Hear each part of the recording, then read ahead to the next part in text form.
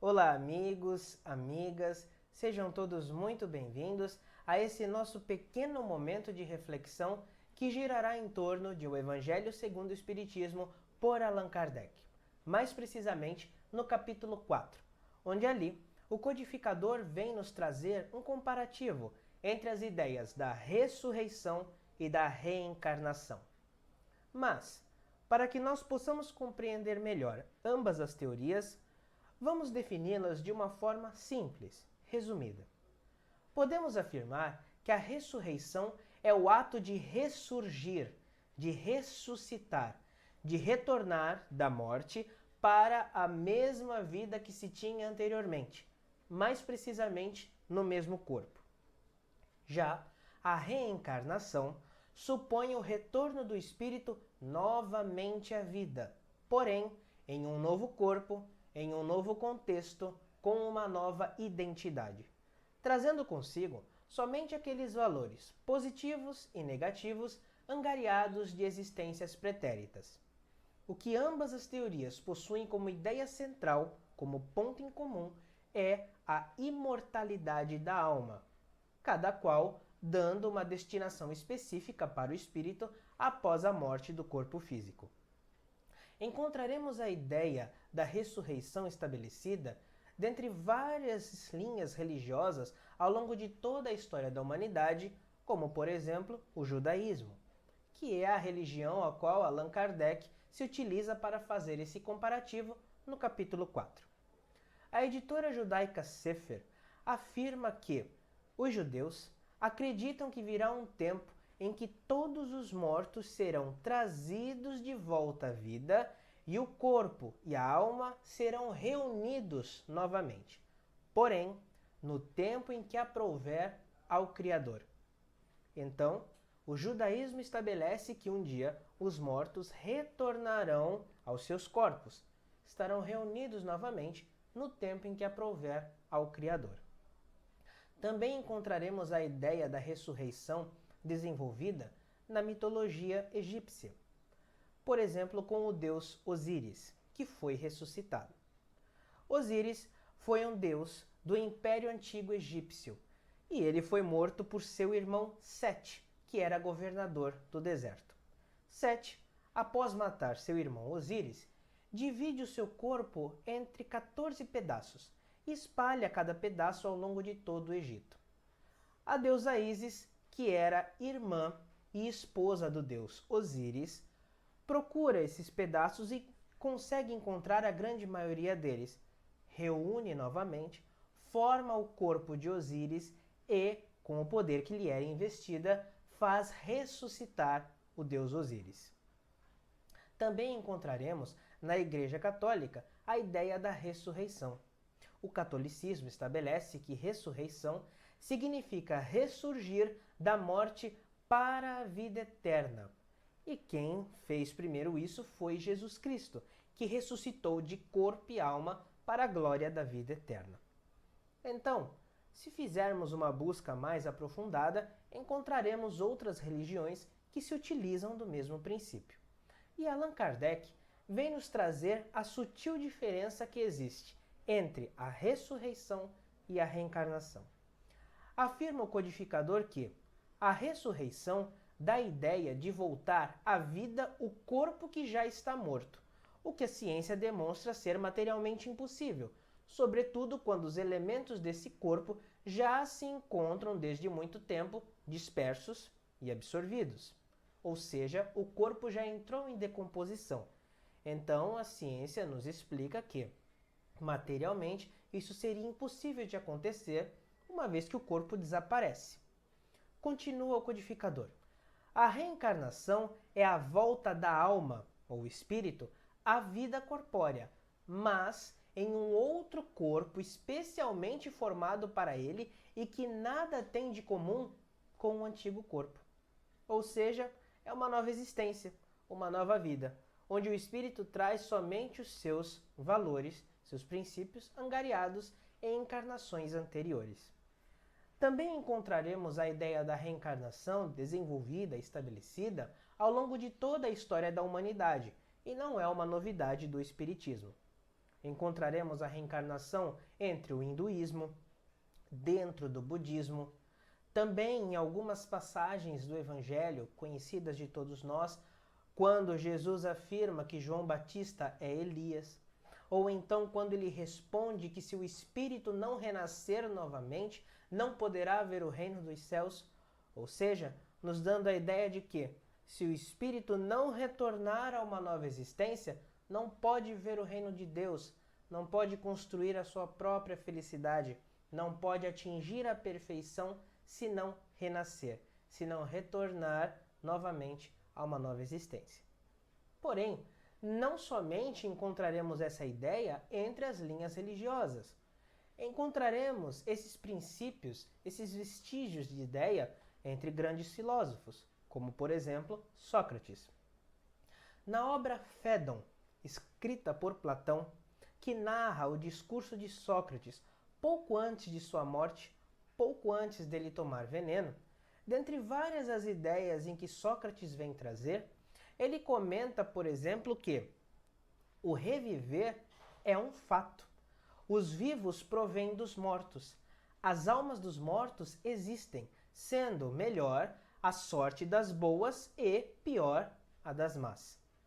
Naturalmente, ele não comenta só isso. E ao longo desse mesmo contexto, desse discurso, ele narra algumas outras ideias, dando a entender que seria a reencarnação, não utilizando essa palavra naturalmente. Mas ele é muito direto quando diz que reviver é um fato e que os vivos provêm dos mortos, sempre deixando claro que nós retornaremos para um local após a morte do nosso corpo físico e voltaremos a viver. E que os vivos provêm dos mortos, os mortos provêm dos vivos e assim vai. E conforme ele coloca, sendo melhor a sorte das boas almas e pior a das más. Então a reencarnação ela está presente em diversas linhas religiosas, filosóficas. E para o Espiritismo é a teoria que está em mais conformidade com o amor e a justiça de Deus. Após a morte do nosso corpo físico, alguns destinos podem surgir, como por exemplo, o nada, que seria a ideia dos ateus, dos materialistas. Poderíamos ter a ideia de um único destino, uma única existência, como por exemplo, ir para o céu ou ir para o inferno, ir para os campos elíseos ou ir para o Hades, ou então a ideia da reencarnação, onde todo espírito ele vai para o mundo espiritual e volta ao mundo carnal, tem uma existência, retorna ao mundo espiritual, reencarna, para assim continuar o seu processo evolutivo infinitamente até atingir a perfeição. Mas, quando nós pegamos somente aquela ideia da unicidade das existências, quando nós passamos a admitir que somente temos uma única vida e que a alma é criada no instante da concepção e, após a morte do corpo físico, ela já tem um destino definido, algumas questões ficam sem respostas. Quem nos levanta essas questões é Gabriel Delany, em sua obra O Fenômeno Espírita, baseado no conteúdo que se encontra na obra O Céu e o Inferno, por Allan Kardec. Gabriel Delany vem nos propor algumas questões, admitindo a ideia da unicidade das existências, como: por que motivo a alma apresenta aptidões tão diversas e independentes das ideias adquiridas pela educação? De onde procede a aptidão extranormal de certas crianças para tal arte ou tal ciência, ao passo que muitos adultos ficam inferiores ou medíocres durante toda a sua vida? Então, ele já levanta algumas questões interessantes. De onde vêm aquelas ideias, aqueles talentos e aptidões inatas que se vê em certas crianças? Algumas possuem talentos enormes, como por exemplo para tocar piano, sem mesmo nunca ter aprendido, nunca ter adentrado em um conservatório, enquanto outras crianças possuem dificuldades enormes para desenvolver a sua inteligência e não possuem tantos talentos. Por que tantas diferenças entre si, se nós possuímos um único Deus de amor e bondade? Continua Gabriel Delany. De onde vêm para uns as ideias intuitivas ou inatas que não existem nos outros?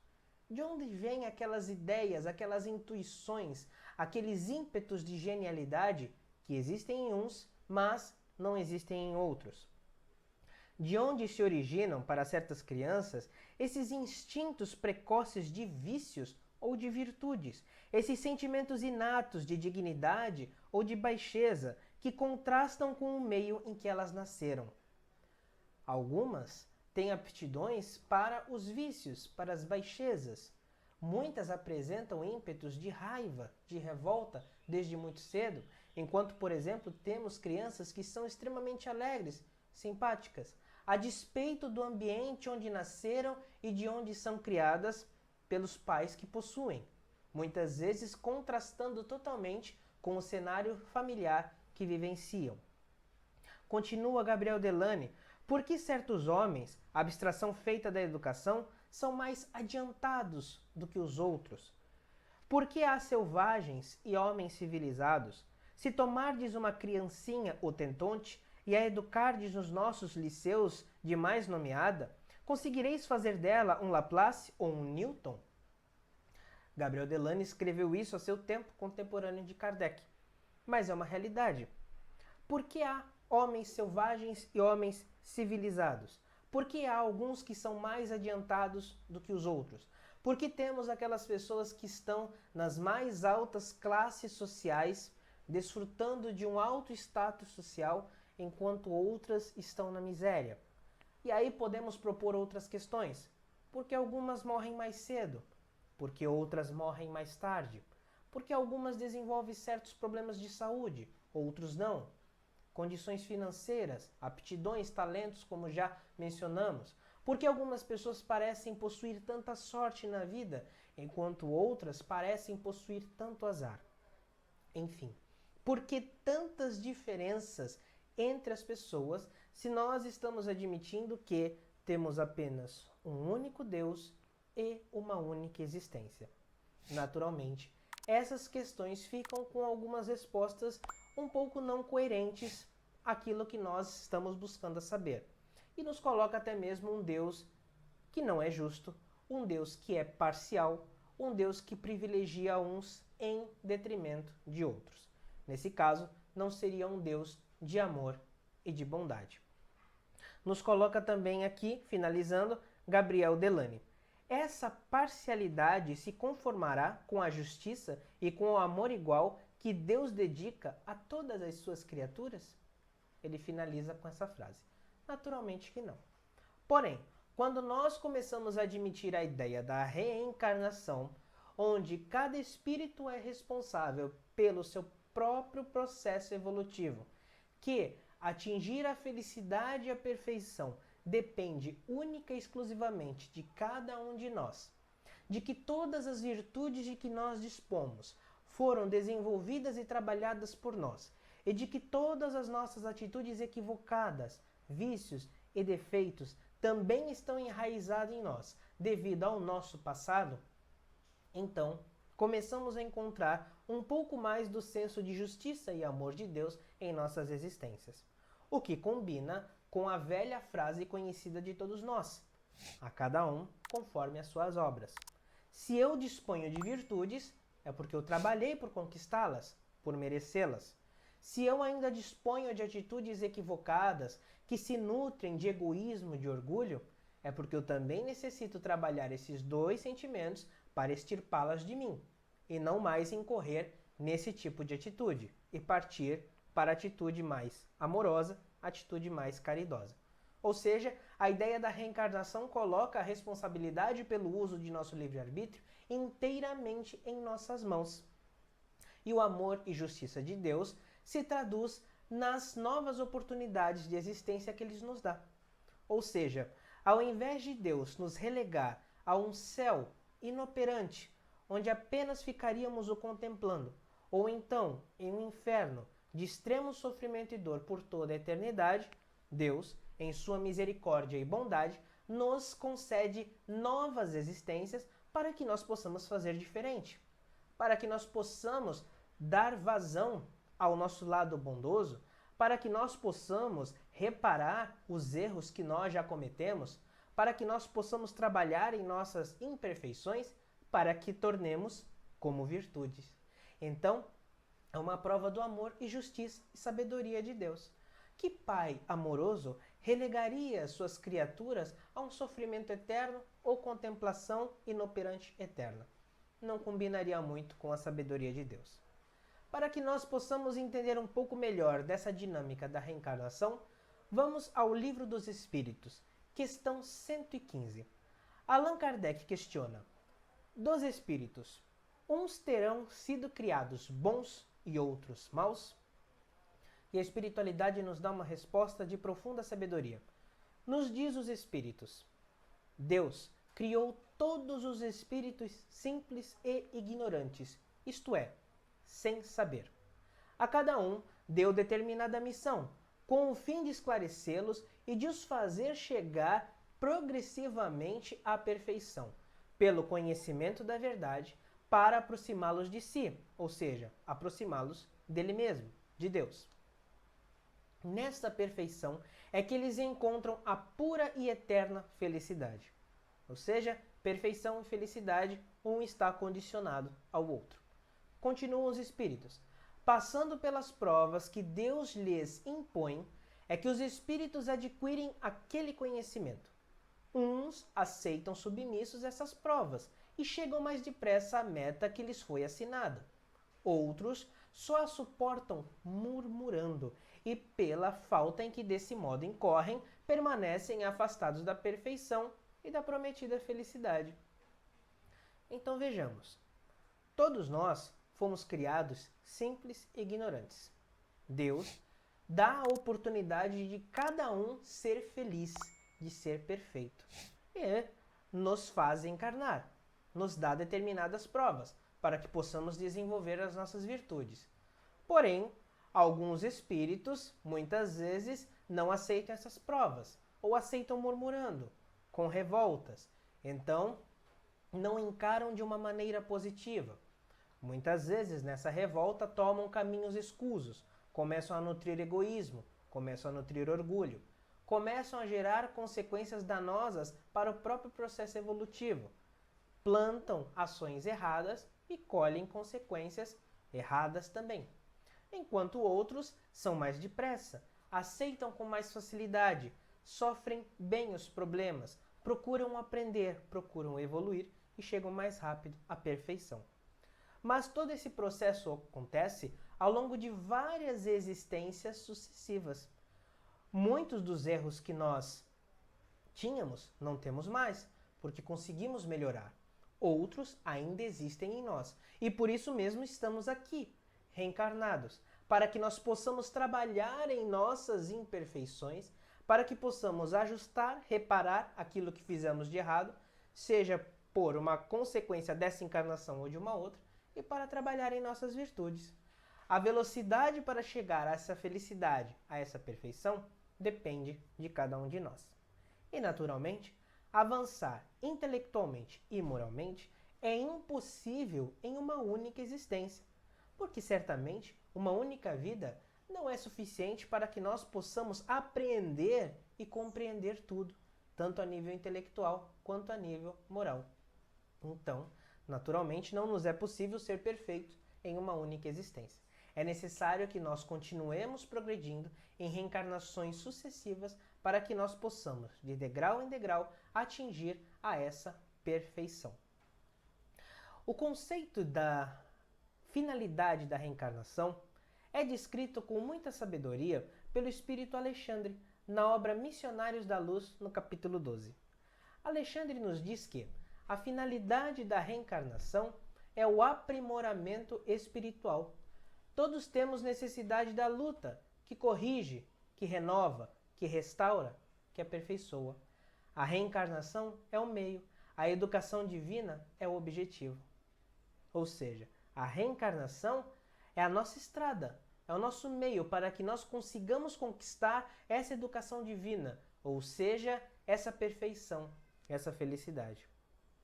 Então vejamos o que nos traz Alexandre. Ele nos diz que a reencarnação vem com a finalidade de corrigir, renovar, restaurar e aperfeiçoar. Ou seja, corrigir. Eu erro. eu reencarno então para aplicar uma correção naquele meu erro. Se eu fiz algo que trouxe algum dano, seja para mim, seja para outrem, então eu venho para corrigir. Se eu puder restaurar, eu restauro, eu corrijo. Se eu não puder restaurar aquilo que eu fiz de errado, aquela consequência, então eu sofro por aquilo que eu fiz e fico vigilante para não tornar a errar. Então o primeiro passo é a correção. O segundo é a renovação. Porque a partir do momento que eu percebo que eu tenho a necessidade de corrigir algo, então eu vou renovar o meu olhar perante a vida. Eu aprendo.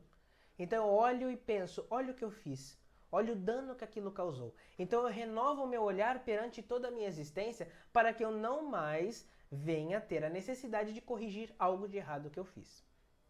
Terceiro passo, restaurar, conforme nos coloca Alexandre.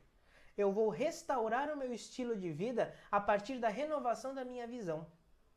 Porque não me adianta renovar o meu olhar perante a vida. Não adianta que eu entenda, que eu veja o que é certo ou o que é errado. É necessário eu restaurar o meu proceder. É necessário que eu faça diferente agora. Então, ok, eu já corrigi, ok, eu já renovei o meu olhar. Agora eu vou restaurar a minha visão de vida. Eu vou restaurar as minhas atitudes. Não vou mais fazer isso. Já entendi. Agora eu vou por um outro caminho. E por fim, aperfeiçoa. Porque a partir do momento que eu restauro o meu proceder, que eu saio do caminho incorreto e parto para o caminho do bem, eu começo a aperfeiçoar a minha existência. Eu começo a melhorar a mim mesmo. Eu começo a desenvolver novas virtudes para que eu possa ser cada vez melhor. Tudo isso com qual fim? A educação divina, conforme nos coloca Alexandre, atingirmos a perfeição. Então, isso faz parte da misericórdia de Deus. E nessa dinâmica de reencarnação, eu vou extirpando atitudes negativas, equivocadas, o mal que ainda reside em mim e vou desenvolvendo, potencializando as virtudes, o bem, procuro realizar o amor, a caridade em cada momento da minha existência. E assim eu vou, cada vez mais, procurando nutrir esse estilo de vida crescendo na minha existência. Então, essa é a ideia da reencarnação, o que difere muito da ideia da ressurreição, conforme foi comentada no início, tanto pelo judaísmo, quanto a mitologia egípcia, quanto a Igreja Católica, que é o retorno da alma para o corpo que existia, para a existência que se tinha anteriormente, com alguma finalidade, como, por exemplo, viver para a vida eterna, conforme coloca a Igreja Católica. E tudo isso com que fim? O de sermos felizes. Apesar de nós termos certas diferenças entre ressurreição, reencarnação, as ideias do judaísmo, da Igreja Católica, do Espiritismo, todas elas também têm o mesmo ponto em comum, que é o de sermos todos felizes, o de atingirmos essa perfeição. Isso nós não podemos deixar de afirmar. Com a única diferença que cada qual está seguindo por uma linha de raciocínio filosófica, religiosa distinta, porém com a mesma finalidade de sermos felizes. Por isso que eu finalizo com uma afirmação do espírito Viana de Carvalho, que se encontra na obra Atualidade do Pensamento Espírita, psicografada por Divaldo Pereira Franco.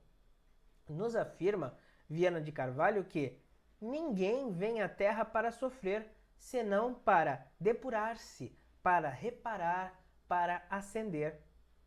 Ela existe, a dor, enquanto o espírito permanece na rebeldia, no egoísmo, na ignorância da sua própria fatalidade, que é alcançar o reino dos céus.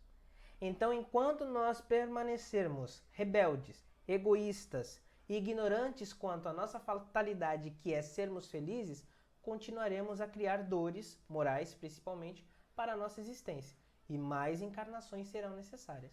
Mas Viana de Carvalho afirma, ninguém vem à Terra para sofrer, mas sim para ascender, para depurar, para trabalhar na sua própria felicidade. Enquanto eu me mantiver no egoísmo, na rebeldia e na ignorância, eu continuarei nutrindo dores. Se eu não quero, devo deixar de ser egoísta, devo deixar de ser rebelde, devo deixar de ser ignorante quanto à verdadeira fatalidade que é comum a cada um de nós, o de sermos felizes, o de construirmos o nosso próprio reino dos céus dentro de cada um de nós. Que essas reflexões quanto à ressurreição e à reencarnação possam calar fundo dentro de nossos corações, na nossa alma e principalmente em nossas mentes. Que a paz do Mestre Jesus possa envolver e permanecer dentro de cada um de nós. Que assim seja.